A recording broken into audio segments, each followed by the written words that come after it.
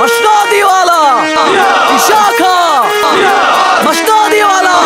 একটা biopic সিনেমাকে date over গাঁজা খেয়ে কতটা জঘন্য, কতটা নিকৃষ্ট করা যায় তা নিয়ে আজকের ভিডিও। সিনেমার শুরুতেই ইশাখা ডেট ওভার গাঁজা খেয়ে কিছু ছোকরাকে নিয়ে পাট খেতে যায় যুদ্ধ করতে। মারহাবা মারহাবা। সত্যিকারের ইশাখা বেঁচে থাকলে এই যুদ্ধের সিন দেখে সাথে সাথে হার্ট অ্যাটাক করে মারা যাইতো। নিঃসন্দেহে তুই ঠিক কথা বলেছিস। বিধবা সোনাময়ীর আগমন ঘটে, যাকে বলা হয় হলিউড কুইন। কিন্তু তার অভিনয় একটাই, পুরো সিনেমা জুড়ে হাসি অফ হাসি অফ হাসি অফ, এটাই তার অভিনয়।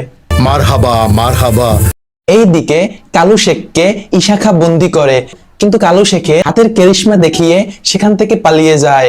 সোনাময়ীকে দেখে ইশাখার মনে সোনাময়ীর সাথে বাসর করার ইচ্ছে জাগে। মারহাবা মারহাবা মারহাবা। একের পর এক সোনাময়ীর কাছে প্রস্তাব পাঠায়, সোনাময়ী রাজি হয় না।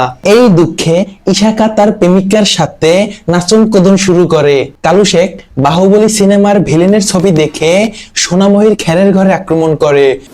মানে কি বলবো, যাই হোক। কিন্তু সোনাময়ী বাহুবলী সিনেমার নায়িকা হওয়ায় তার অদম্য শক্তি দিয়ে সেখান থেকে পালিয়ে গিয়ে ইশাখায়ের বাড়ি যায়। মারহাবা মারহাবা। সোনাময়ীর ইমোশনাল কথাবার্তা শুনে ইশাখা কালু শেখের সাথে যুদ্ধ করে।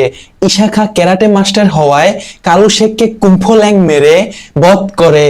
আর এই কুম্ফো ল্যাং মারার স্টাইল দেখে সোনাময়ী ইশাখাকে বিয়ে করে। মানে কি বলবো, যাই হোক।